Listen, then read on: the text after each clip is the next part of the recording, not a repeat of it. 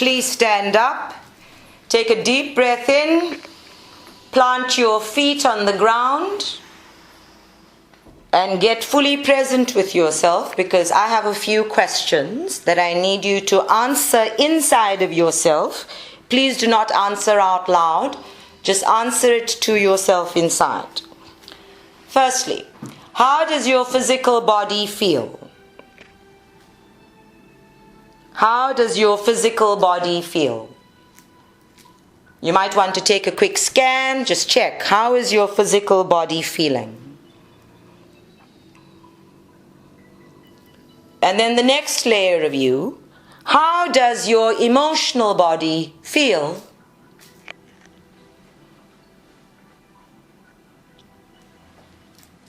And just check for yourself if your emotional body is communicating with your physical body and contributing to how your physical body feels.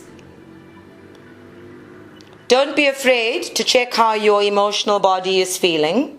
And because it is in meditation and you have the complete privacy of your own sacred space and your own mind to do this, you can be ruthlessly honest with yourself about how is my emotional body feeling and how is it communicating to my physical body and contributing to the feelings of my physical body. And because so many clever people have preempted the next question and gone zoom into how their mental body's feeling, how is your mental body feeling? Let's just check. You're all too good for me. You're all much too clever for me. And of course, everybody else has zipped on to how is your spiritual body feeling, completely skipping over how is your mental body connecting to your emotional body and determining how your emotional body is feeling, and then connecting to your physical body and how is your physical body feeling. And then when I go to your spiritual body, how is I, the soul, feeling? Is it different?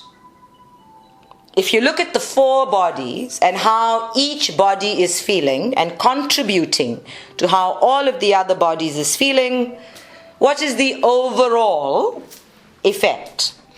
What is the overall general feeling or comprehensive feeling that is you?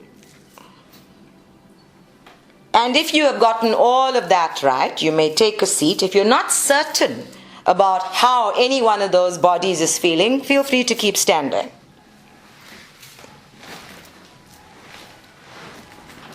One of the reasons we are considering this is I very often speak at both Tuesday meditations and at Thursday group meditations about us being multi-dimensional beings.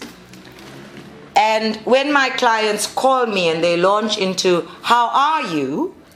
I very often say, I'm fine, thank you, or I am well. And on a really good day, I go, I am fabulous. And it so happens that most of my clients then question, why are you always fabulous? What is wrong with you? Doesn't human life as it is happening impact on you? And the fact is that although human life impacts on me as it impacts on you, I suppose, as it impacts on everybody else, the fact that I am fabulous allows for me to take most of it in my stride, turn it into a really great story or experience from which I may learn, have a big chat with my guides about it and find the funny side, stand under a shower and have a weep if I need to, or go and eat something. And all of those responses will tell you that I engage with the experiences from the various bodies that are experiencing the impact. And if all of my bodies are experiencing the impact, I sit one of the soul sisters down and bend their ears. And I tell them all about it, and I tell them my perspective, and when they give me their own perspective, I try to listen. I know, I'm being ruthlessly honest, right? I try to listen. sometimes I do listen and I tune in to which one of my bodies is out of sync with the other bodies and is being unreasonable in its approach, and then I sort of set myself straight. So when I've asked you to take a look at your bodies, it is practice, mindfulness of how you are working inside out and therefore coping with, managing the world outside. All the meditation in the world, as it is being practiced by this group and all over the world, is intended to give us the tools to manage the physical plane upon which we are incarnated. And we manage that physical plane illusion or drama from ourselves as energy systems and from ourselves as physical bodies. So over the years of practicing and paying attention to how my various bodies are feeling and reacting and responding in the world, I've learned a few important things about myself, which then become truths or foundations of stability in my relationships with others. And it's important for you to start thinking about these things or these values for your own relationships. I talk to everybody about how we experience the world energetically first. That first and foremost, we are communicating with each other energetically. And then we do the talking and the acting and the physical plane expressing. But the energy of things flows faster, almost as fast as the speed of light, to impress itself or imprint itself upon the receiver. So I know I can send you a happy birthday without actually sending you a message. And when I send you a happy birthday, you will feel uplifted and loved, and you'll feel a joy bubble inside of you, and it will gather all of the other birthday messages and enhance it. And then I will send you a birthday message anyway, because I want your brain to click into the understanding that it arrived. And you can now have a tangible expression of my blessings and my best wishes. Similarly, when somebody in my life, and I don't mean the thousands of people who are sitting in the network outside of this circle of family and friends and students, the universal family of Yabba274, when somebody in my life lies to me or misleads me or miscommunicates to me about something I am already feeling, have already received energetically, I physically get sick to my stomach. So my physical body responds by wanting to puke, by wanting to throw up whatever poison I am now receiving. My emotional body gets completely irritable, and I feel like a hedgehog whose spikes are all on high defense alert.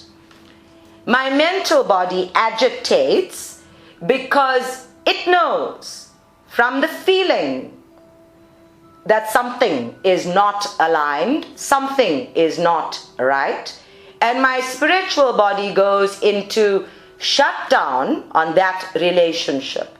It actually puts a block between me and that, and most of the people in my life know when that happens, they can actually feel me taking a step back from them.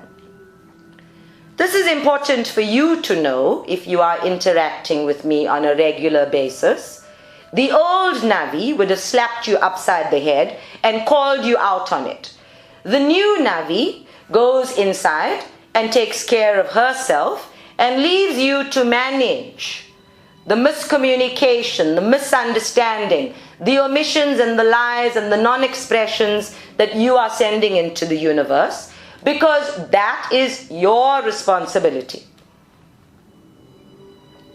Similarly, there are days when my physical body is feeling hungry, but my spiritual body is feeling full. These are the days on which Fatima says, I run on angel juice. I don't need to eat food, but my vibration, my energy system is so full. It's so active that I can feel myself doing a range of things in the universe energetically and doing a range of things here on the physical plane and not getting tired. And my physical body, at the end of that experience, falls kaput because actually it has had to hold the space for that high vibration energy. During that time, my emotional body just stays quiet and doesn't get involved, and my mental body, especially the physical brain part of it, keeps pace. It just keeps pace. My system, entire system, all 12 bodies of my auric field, are accustomed to living this way. They are also accustomed to living meditatively, to getting so quiet and so together and so in harmony with each other that when somebody calls me and says, how are you doing? I can say, I am fabulous. There may be 30 different things, 30 different problems unfolding, or things that, most people would think of as being a problem. I might need to get pipes fixed and do all of these other crazy things that a householder has to do. But inside, because I am coming from who I am and how I feel in the universe, I am fabulous. It is also a statement of my self-worth. I am fabulous. I am priceless. And those statements say I have outgrown my prostitute and my victim and my saboteur.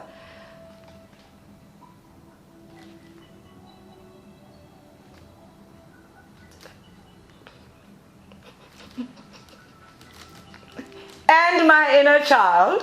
Thank you. I got permission to say that. And my inner child. And I am now in a space where I might drag them out at will and use them constructively for myself. So when I call you and I say, how are you doing? And I usually get a fine. I am a sneaky sort, so I go a little further. And I see that, okay, everybody has decided to be fine for the purposes of talking to me. And they're fine for all of about 5 seconds. And then they start telling me how they really are.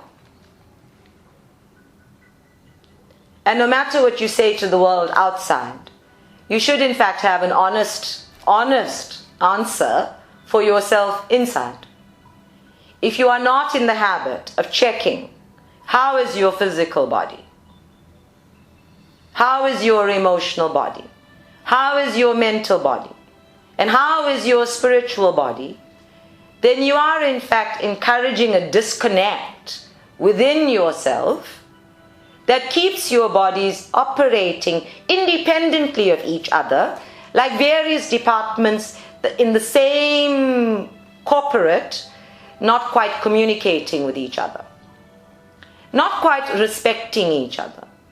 So when your physical body is tired, it is more likely that your emotional body will feel like it really can't cope with more right now. Or that if your mental body is tired and it has overstimulated your emotional body in its fatigue, then your physical body might also feel like it can't continue anymore, that it needs to stop. And if your spiritual body is exhausted, oh no, did you not know that your spiritual body can get exhausted? There's a thought. And if your spiritual body is exhausted, then the rest of you, your mental body, your emotional body, and your physical body are going to feel like your big balloon has completely deflated and you have no vitality at all. So how does your spiritual body get exhausted?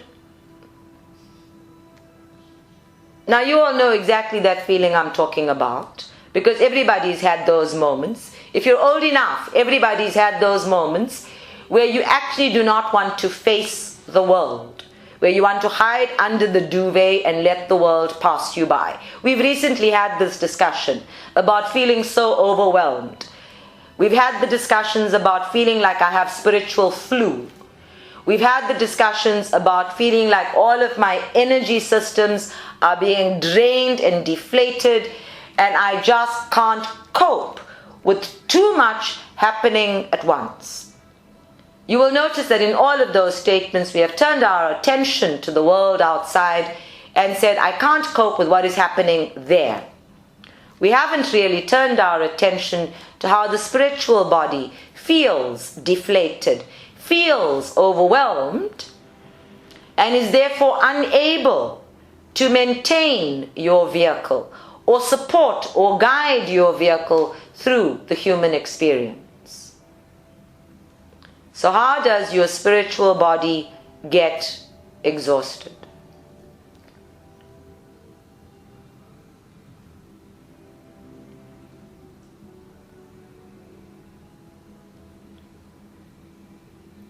There are so many ways. Let me count the ways.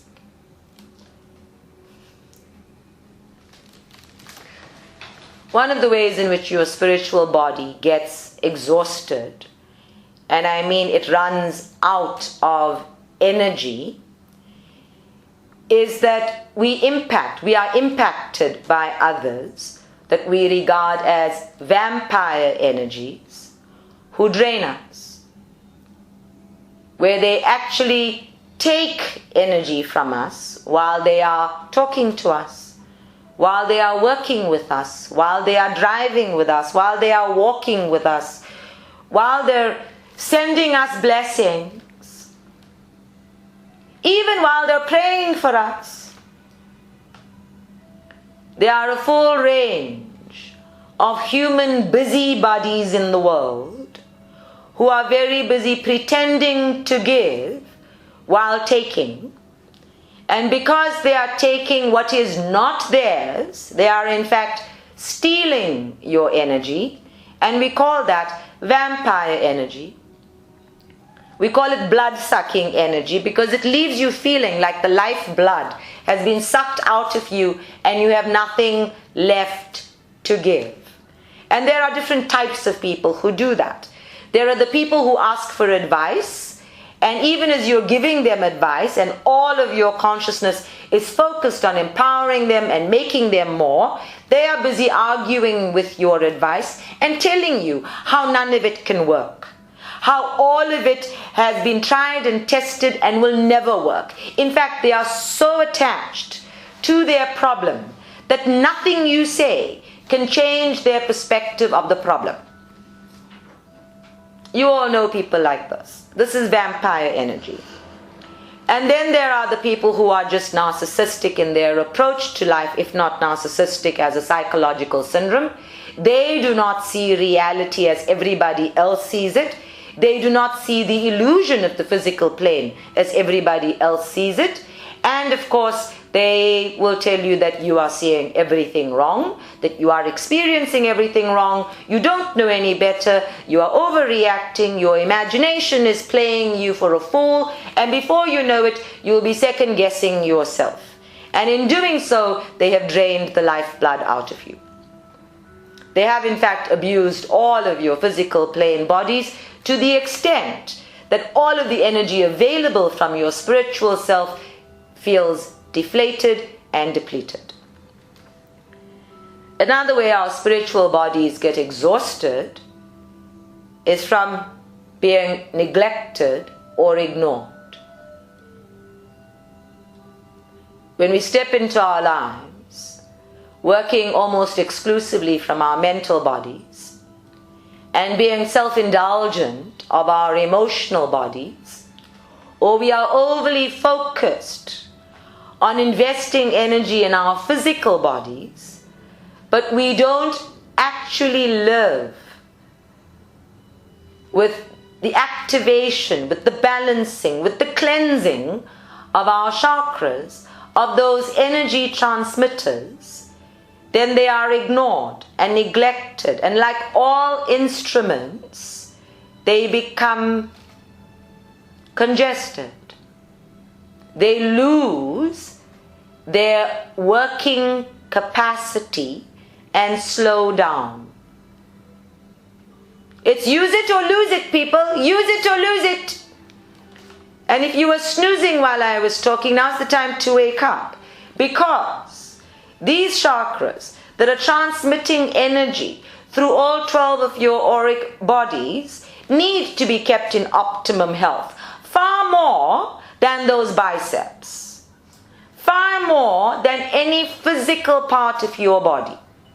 Exactly like your kidneys and your liver, they have a detoxifying function that filters all of the negative, low vibrational energies that you acquire through a day. So in fact, before you engage with a nice glass of wine or a good stiff drink to pep up your physical body, or a nice cuddle to pep up your emotional body, or a lovely conversation to pep up your mental body, you should be pepping up your spiritual body with a quiet sit down and a realignment, a reinfusion of light energy to at least your primary chakras before you move into anything else. We've talked about the importance of breathing during your day in order to give yourself a moment to dispel the energy you do not require and to regather yourself unto yourself. Part of that process of regathering yourself unto yourself is bringing your 4 primary bodies into active communication with each other, giving them a moment to reharmonize and to get with the program of your intention. Above all of the other things that impacts on us, this self-neglect is the one that creates the most harm in the long term. It is the one that takes us beyond an understanding of ourselves as soul and puts us into the unconsciousness of thinking we are bodies. The majority of my clients who come here for healing are very often too far gone in the habit of making themselves sick, making themselves miserable in the physical body and in the emotional body, because their mental bodies are already so poisoned. Their mental bodies are already so overwhelmed with no coping mechanism. And it takes years for them to manifest the kinds of diseases that we actually cannot turn back energetically and eventually physically. And that comes from neglect. We can blame neglect on ignorance. We can blame neglect on a lack of proper value for self. We can blame this neglect on the understanding, the knowing, that we live in a society where schools and other educational institutions do not teach people how to care for their chakras. But that blame game isn't going to wash. It isn't going to work. Because here's what we know about your spiritual body. It rises to the occasion to meet you where you are. Even if you are neglectful, it works. Every baby who is born into the world has a set of chakras that develops naturally and works for itself. That spiritual body is there as that part of you which is focused on you maintaining an evolutionary pathway. It is determined to work. It is predetermined to work. It is programmed to work. This is the miracle of you. Not knowing about your chakras is not going to kill you. Not knowing yourself, now that is going to kill you. Not paying attention to how you're feeling physically or emotionally or mentally, that is going to kill you. Your chakras will work for you and work for you and work for you until you drop dead. They might actually slow down in their working for you because you are working against them, but they will work for you. As congested as they are, they will work for you. But if you are doing no work, if you are disclaiming any responsibility for your presence on the planet, then you are busy killing yourself, exactly as we are busy killing the planet. And the two are irrevocably connected right now. We know we need trees. We know we need more plants for oxygen on the planet, but we don't plant more. We know we need to breathe better, but we don't breathe better. We're too busy to breathe. You know, if you're too busy to breathe, hello, lie down, stop. The mere fact that you cannot lie down and stop breathing should be indication enough for you that this is something you are designed to do, and because you are designed to do it, you should in fact invest some energy in bloody well doing it well. Nothing else.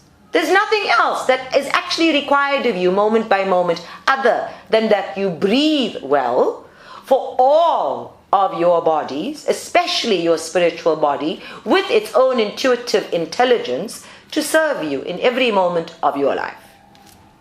But if you are too busy thinking to breathe well, and you are too busy doing to breathe well, and you are too busy agitating to breathe well, then you are too busy to live. You are too busy to enjoy the moment, to experience it, to get to know yourself. And if you are that busy, then you are already dead. Now, we've had these discussions before, so I do so hate being a nag. I'm so good at it, but I hate it. Stop nodding. I saw you nodding over there as well. I saw you nodding. I know, I'm a fabulous nag. Even that I'm fabulous at. What I do want you to think about and to really focus in on is that you are two systems working in harmony with each other.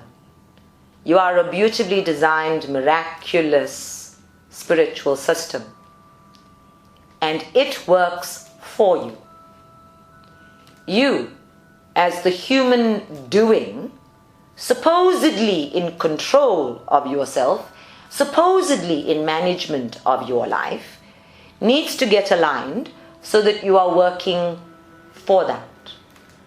I am your teacher. I see you from a soul perspective, and I absolutely love the beauty that I see. Don't take it personally. I see it in everybody. All souls are beautiful. Some souls are more beautiful than others. Like Paddy. Just in case you were wondering who, like Paddy. Nobody, thank you Paddy, nobody is as beautiful as Paddy, says Paddy. Thank you Paddy. Can we not do that? Thank you. Okay. Even the Lord Husband is not as beautiful as Paddy. You're pushing your luck now. Thank you. Ooh. Oh no. Stop scolding, Granny. Alright, I stopped scolding. Where was I before I got so totally distracted? So just in case you were wondering what that was about, that was how easy it is to get distracted. That is how easy it is to get distracted from being and therefore doing what you intend to be and do. Some unicorn comes around, pokes her horn in your eye and says, but I am the most beautiful of all souls, Granny, and nobody is as beautiful as me. And there I am, gone off at a tangent, while in the presence of angels, guides, and masters. This is how easy it is. Thank you, Paddy. Now that I'm feeling wonderfully foolish about giving you the lecture and proving how innately human I am at the best of times, just to get back on track here. It pains me on the human plane, and it pains me on the soul level to see the soul tarnished by the neglect of the physical body. Tarnished by the neglect of the physical mind. So the two aspects of you, the one is the efficient technical side of you that works regardless. The other is what I call, since I watched The Crown, the dignity of you. Now I'm not going to launch into this whole series about The Crown, but there was this one part of the series where the Queen Elizabeth II, is being taught constitutional law in the UK, obviously. She's being trained to become Queen. And her professor divides the world into two for her. As the head of state, as the head of the church, as the head of her family, as the head of an entire nation, there are two aspects that she always needs to keep balanced. Exactly like every soul. The efficient side, which is the doing side, the technical details of government and the workings of the church and the political parties that may come and go, the relationships with family, all of that doing interaction. And then there is the philosophy of it, the consciousness of it, the huge, massive responsibility of it, and he calls that the dignity of it. I bring dignity to all of these roles that I play because I have this one role that is Queen. I have this one role that is soul. And it is I, the soul, that brings this dignity, this overall intelligence to everything that is available to me as a human doing on the physical plane. And my philosophy of life, my value of life, comes from that. If I am aware of myself living by spiritual laws. And when I was watching the series, I was amazed at how many struggles, minor and major struggles, the Queen has to go through. I mean, she's just turned 93, right? I think she's awesome, by the way. Regardless of what the world says about monarchies and all of that, I think Queen Elizabeth II is awesome because she's 93 years old. She has spent over 60 years in this position, gone through 9 prime ministers, the most manipulative men on the planet, and not only has she survived with her dignity intact, she's managed to triumph. She's managed to be a role model, not one hint of scandal. No matter how many close relationships she's had with men in her employ or in her household, she has escaped any kind of scandal. And she's been married to the same man in all these years.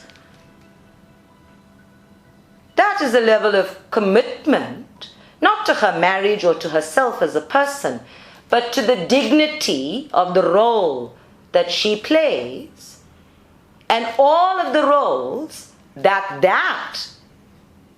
encompasses. It's a multi-dimensional role. Just like you, a multi-dimensional being. 12 bodies and at least 30 roles. If you're a multi-dimensional being on the planet. If you're not, then you just have family and work. So that's 2 roles, or 3, or maybe 4. Whatever number you have, the fact is that you are still a multi-dimensional being, engaging in so many roles, and you have a responsibility to bring dignity to that role, and dignity to all of the roles that you are playing in the world in order to fulfill your sacred contract with yourself and the universe. And dignity encompasses things like an awareness of the consciousness, the philosophies, the attitudes, the values from which you are living. Dignity means being detached, taking a neutral space, and not just a neutral space, but a well-informed space of detachment, and being able to rise above the experience and see things from all sides now. Dignity means going back to all of the meditations in the Tuesday group that I have been transcribing and learning to see things from a different point of view, to change your viewing point, to realize how much you do not know about something before you have decided about it. Dignity is about being in balance within yourself before you act on the world, just so that you do not become a source of other people's spiritual body exhaustion, so that you do not become other people's vampires. This is dignity. And as I grow older, I find myself thinking that this dignity of spirit, this dignity of soul, is something I would very much like to manifest into my physical body. So I'm practicing walking more slowly. I'm practicing not slouching. I'm practicing bringing all of this dignity into physical plane manifestation, because as I was growing up, they put a book on my head to make me walk straight and tall, and they taught me dignity of the physical body instead of dignity of the soul. We need to turn ourselves upside down and inside out, and reprogram our priorities into dignity of the soul first. When I have left my physical body and ascended into my rightful place next to my Lord Husband, He will not be concerned with the dignity of my physical body. He will be concerned about whether I have used it well in expressing the dignity of the soul. And interestingly enough, for me, truth is not enough for you to live the dignity of your soul. How you implement the truth is what expresses the dignity of the soul. You can know the truth. Really, I know the truth. And I can slap you hard with it, or I can gentle you with it, or I can just leave you suspended in time with it. But maybe my dignity will demand that I deliver it as lovingly as possible. So for the next aeon or so, I will be practicing dignity, and I hope you will join me in doing so. Can't I claim to have it already? No. Okay. It is almost impossible to establish that I have dignity when I live with a dog, Dogs are very undignified in their physical bodies. They slobber all over you, and they wag their whole bodies, and they poke their nose into your faces, and they walk into the toilet with you, and they drag you around, they bark at the neighbors, they send the carpets helter-skelter. And yet there is always a dignity in the love of a good dog, of a God dog. There is a dignity there that is stable and unwavering in its commitment to love. Thank you, Paddy. All right, everyone. I am now tired of talking. My physical body is tired of sitting and talking. My emotional body is exhausted with Paddy talking while I am talking. My mental body is just full, because all of this information that I have been giving you has now lodged itself in my brain to be worked out later. And my spiritual body is happily blossoming in the presence of angels, guides, masters, the Lord husband, Mother Mary. Dwal Kul over in the corner. Satya Sai Baba over here complaining because that's his mood today, this week, he's complaining. And amongst them my favorites, Sri Shirdi Baba, who says, never mind everybody else, be love.